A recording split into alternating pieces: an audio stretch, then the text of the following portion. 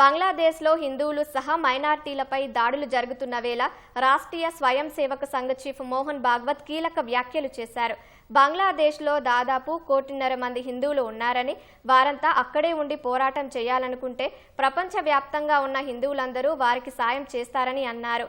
RSS శతాబ్ది ఉత్సవాల్లో భాగంగా ముంబైలో సంఘ్ ప్రస్థానానికి 100 ఏళ్లు నూతన దిగంతాలు అనే 2 రోజుల కార్యక్రమంలో భాగవత్ ప్రసంగించారు. గత ప్రభుత్వాలు దేశ జనాభాలో వచ్చిన మార్పులపై ఆశించినంతగా పనిచేయలేదని విమర్శించారు.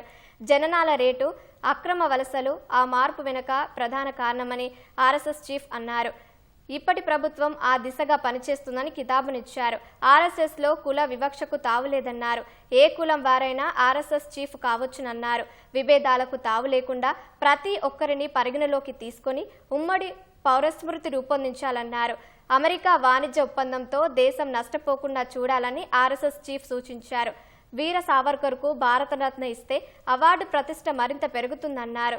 సిద్ధాంతపరమైన విధానాలకు కట్టుబడి ఉండటంతో పాటు వాలంటీర్ల కృషి వల్ల సంఘ్కు మంచి రోజులు వచ్చాయని మోహన్ భాగవత్ సంతోషం వ్యక్తం చేశారు.